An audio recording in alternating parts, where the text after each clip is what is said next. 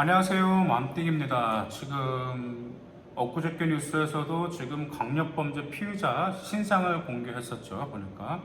그래서 뭐 30년형인가 그렇게 선고를 받았습니다. 살인 사건으로. 근데 강력범죄를 이제 저지르면서 지금 신상 공개를 지금 하고 있습니다. 판단해서. 먼저 이 신상 공개는 일단 2009년에 아주 유명한 연쇄 살인 사건이 있었죠. 바로 강호순 연쇄 살인 사건이 있으면서 강력범죄 피의자 신상 공개하라는 목소리가 커졌습니다. 자, 그러면 일단 강력범죄 피의자 신상 공개를 경찰행정학과라든지 법학과 학생들 같은 경우 이 점에 관해서 여러분들은 찬성 측의 의견이 무엇인지 반대 측의 의견이 무엇인지 그 점을 여러분들이 골고루 선회할 필요가 있기 때문에 이렇게 방송으로 찾아뵙게 되었습니다. 먼저 2010년 특정 강력범죄 처벌에 관한 특례법이 개정되었는데요.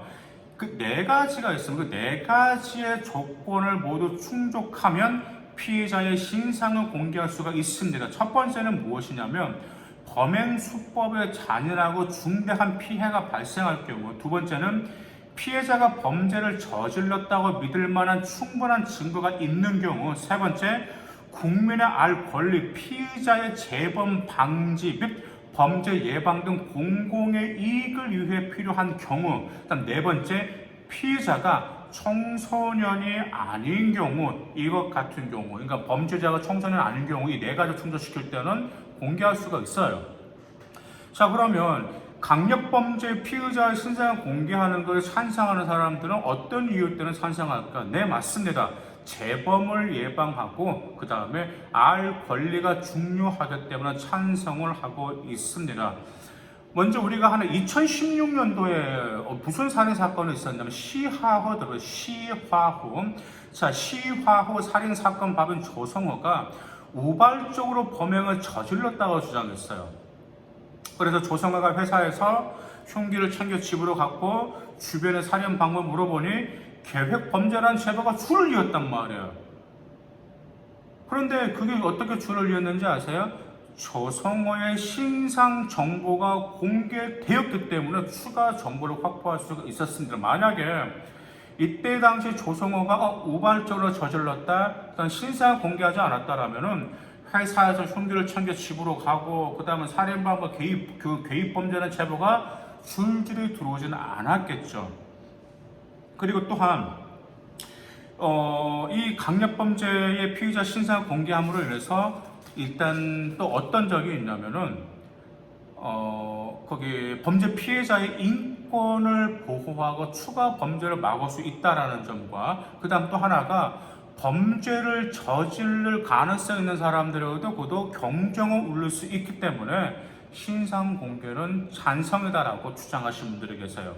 그러면 인권적인 문제로 봤을 때에 반대하시는 분들은 무엇 때문에 반대할까? 네, 말씀 첫 번째가 인권 보호가 먼저고 두 번째가 공개 기준이 모호하다는 것 때문에 좀 반대를 하고 있습니다. 한번 보시죠. 2016년에 강남역에서 아주 무서운 사건이 있었죠. 사회적 파장 너무 컸습니다. 강남역 살인 사건이 있었단 말이에요. 근데 피의자가 조현병을 앓고 있었어요. 그래서 조현병을 앓고 있다는 이유로 신상에 공개되지 않았어요. 그런데 같은 해에 수락산 살인 사건이 발생했는데 그 피의자 김학봉은 조현병을 앓고 있는데도 신상이 공개됐어요. 그러니까 똑같은 병을 앓고 있는데 강남역은 공개되지 않았다는 점이에요.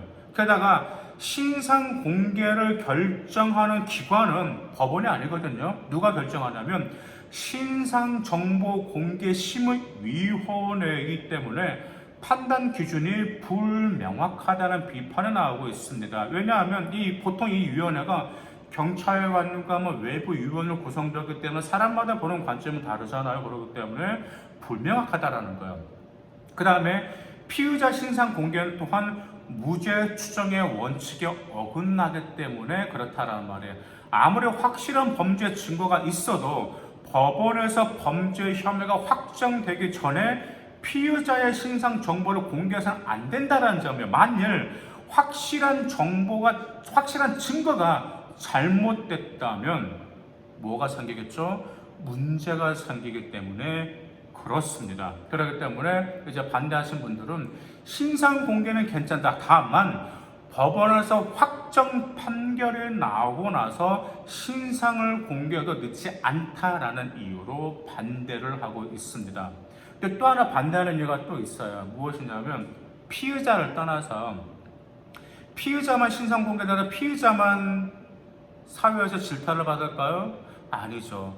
자, 피의자의 친지라든지 피해자의 가족이라든지 그다음 또한 범죄 피해자 있죠. 그런 그 피해자, 범죄 피해자의 인권까지도 문제가 될 수 있기 때문에 반대를 하고 있습니다.